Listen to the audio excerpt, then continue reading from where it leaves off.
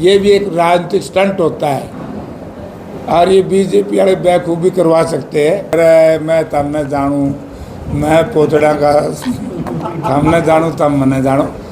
जनाजा निकला, जनाजा जिस दिन अमित शाह की रैली थी, पहला देश का एक ऐसा गृह मंत्री जो 22 मिनट में हवाई जहाज में से उतर करके भाषण दे के 32 मिनट में टेक ऑफ कर गया। जयप्रकाश जेपी के साथ भीतरघात हुआ, जैसे बरवाला हल्के में, एक तरह से नलवा हल्के में, इस तरह की बातें आ रही। भीतर चक्कू मार के देख रहे मेरे को, सर्वेलेंस करे। अमित शाह की हैसियत है क्या? राजनीतिक हैसियत अमित शाह की हिसार में है क्या? उसकी पॉलिटिकल वैल्यू है क्या हिसार में जिसकी हम इतनी वो करें? हम नलवा से जीतेंगे बड़े भारी वोट से, हम बरवाड़ा से जीतेंगे, हम आदमपुर से बड़े भारी वोट से जीतेंगे। नरेंद्र मोदी जी के थोथी गारंटी से लोग उब चुके, कुछ नहीं सुनेगा उनके पीछे भी गए बेचारेंगे। रणजीत गलत हो गया, दंड भी पिटाई दोनों इकट्ठी हो रही हैं। 23 तारीख को जिस दिन मैं अथॉरिटी लेटर लेकर के हिसार में आए हम लोग, उसी दिन कांग्रेस पार्टी की इंडिया गठबंधन की जीत सुनिश्चित हो गई थी और ये जीत में कोई गड़बड़ नहीं थी। ये तो भारतीय जनता पार्टी के लोग बीच बीच में तरह तरह की अफवाहें फैलाते रहे, लेकिन मैं ये कह सकता हूँ कि भारतीय जनता पार्टी की यहाँ जीत क्यों हो, इनके पास कोई सवाल ही नहीं था। हमारे पास, हमारे साथियों ने, क्योंकि हिसार पार्लियामेंट क्षेत्र ये किसान का है, जवान का है, मजदूर का है और तीनों का कम्बिनेशन एक ऐसा कम्बिनेशन है जो दुकानदार पे, व्यापारी पे निर्भर है और दुकानदार व्यापारी इन पे निर्भर है, ठीक है ना।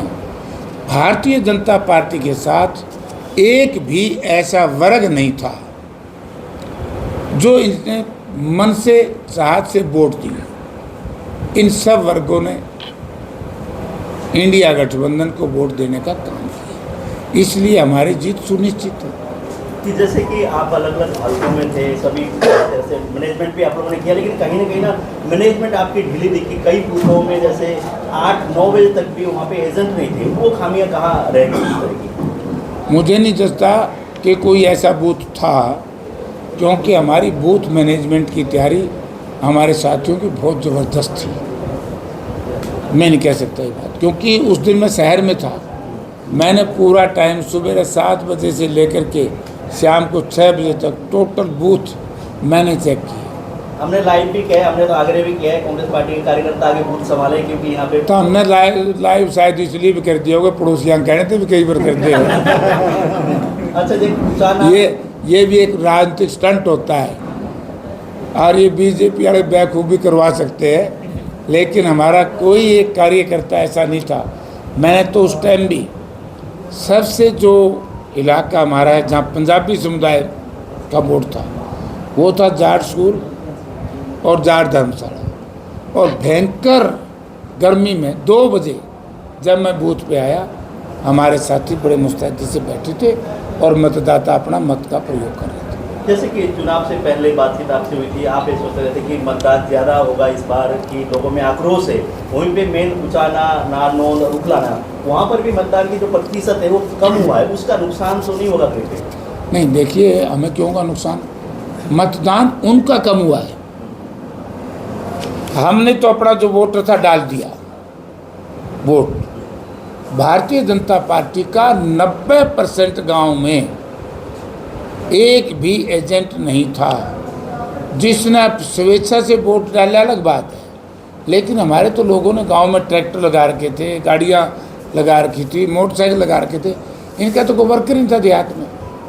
और शहर में जहाँ ये कहते हैं हम बहुत बड़े वोट से जीतेंगे, आप शहर की देखिए, यहाँ की पोलिंग 61% है। हाँसी शहर की पोलिंग का यही हाल है, 52%। बरवाड़ा की शहर की पोलिंग का यही हाल है। तो शहर की गांव की पोलिंग का 12%, 6% से लेकर के 12% फर्क है। और जो हमारे SC बूथ हैं, वहाँ की पोलिंग का, शहर की पोलिंग का कम से कम भी 10% से लेकर के 20% है। तो इस समय ना जैसे कुछ रूमर भी ये फैल रहा है कि जयप्रकाश जेपी के साथ भीतरघात हुआ, जैसे बरवाला हल्के में, एक तरह से नलवा हल्के में, इस तरह की बातें आ रही हैं। भीतर चक्कू मार के देख रहे हैं मेरे को, सर्वेलेंस करे तो कहीं आपको लगता है कि ऐसी हुई नहीं, है? कोई भीतरघात नहीं है। हम नलवा से जीतेंगे बड़े भारी वोट से, हम बरवाड़ा से जीतेंगे, हम आदमपुर से बड़े भारी वोट से जीतेंगे। जहाँ से मैं पिछली बार 18,000 वोट से हार रहा था,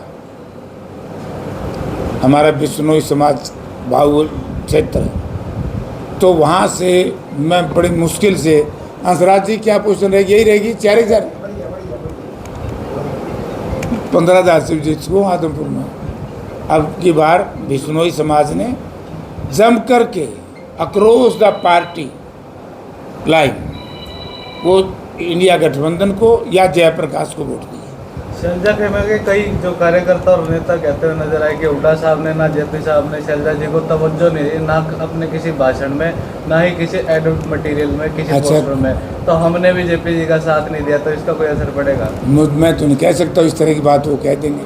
ये तो बीजेपी के तैयार करे हो, दम भेजियो, इन्हें लाइव दिखा दो ताकि लोगों का रहे मैं तब न जानूँ, मैं पोतड़ा का हम न जानूँ तब मैं जानूँ। ऐसा कुछ नहीं। शैलजा जी चुनाव लड़ रही थी, हम चुनाव लड़ रहे थे, सब कार्यकर्ता लगे हुए थे। कहीं ना कहीं कांग्रेस पार्टी को डर था कि जैसे अमित शाह के यहाँ पे रैली करे, उसी दिन में 3 रैलियाँ भूपेंद्र सिंह हुड्डा का, जैसे बरवाला, नानौद, भवानी खेड़ा में करने की जरूरत पड़ी। तो हमने तो बीजेपी वाला ने हमारा ब्याह भी मुकदमा लग गया है। अमित शाह की हैसियत है क्या?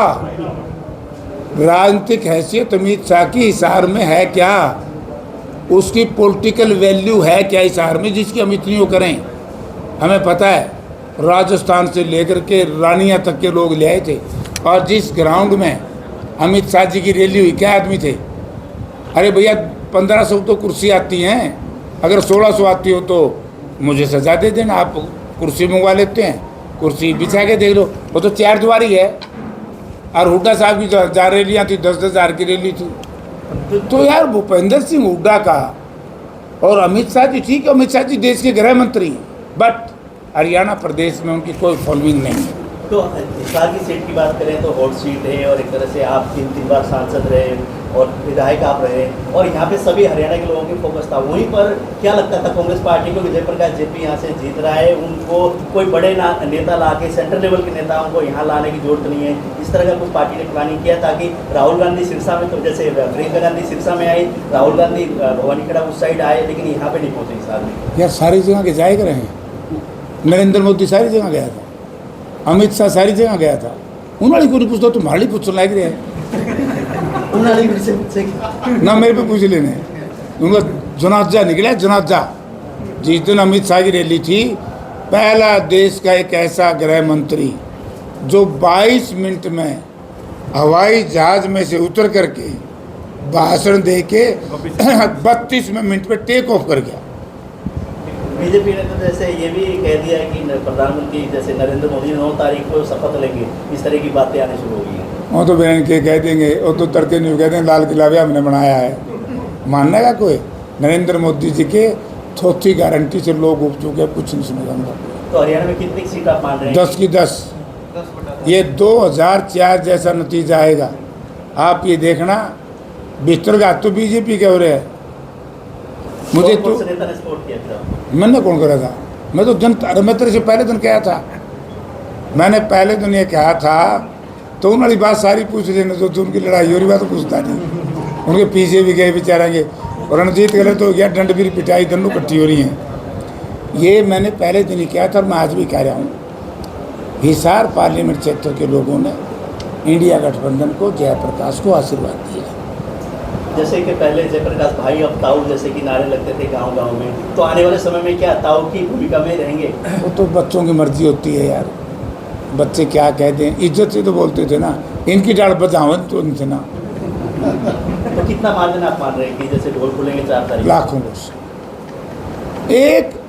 एक अकेला नारनो, एक अकेला उचाना, एक अकेला वाणी खेड़ा, एक अकेली आदमपुर, एक अकेला नलवा, एक अकेला उकुलाना, बरवाड़ा, ये जो इलाके हैं, हम इवन हाँसी में हम बड़ा भारी फाइट में एक शहर की बात है। मुझे नहीं जस्ती कि शहरी आदमी जयप्रकाश के खिलाफ वोट डाले होंगे, क्योंकि शहर, मैं तो ये कह सकता हूँ मैं शहर का हूँ, रणजीत का शहर का मेल ही नहीं था। भाई रणजीत सिंह ने तो 5 वर्ष इस शहर को प्रताड़ित किया है, चाहे वो आर्थिक तौर से किया हो या एडमिनिस्ट्रेटिव तौर से किया हो। जयप्रकाश ने तो हमेशा इस शहर को गले लगाया है। तो जैसे आपने कहा कि लाख से ऊपर की जीत होगी, तो पहला काम क्या सोच रहे हैं कि हिसार लोकसभा में होना चाहिए?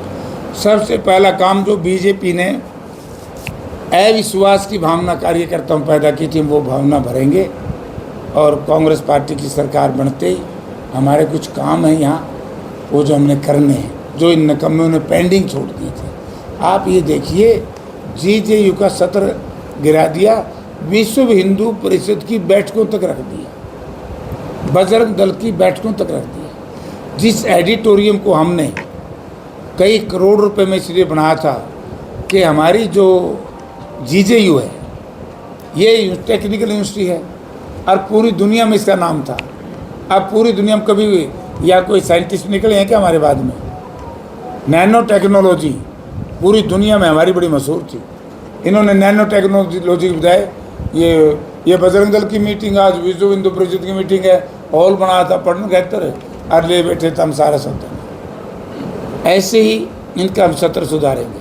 ऐसे ही एचयू का बेड़ा गर्क कर दिया, जो हमने लास्ट में 150 करोड़ रुपए की ग्रांट दी थी, उसका सत्यानाश कर दिया। हमारा जो रिसर्च है, विश्व में हम चोटी पे हैं, एशिया में हम 1 नंबर पे हैं गेहूं के मामले को लेकर के, सरसों का मामले।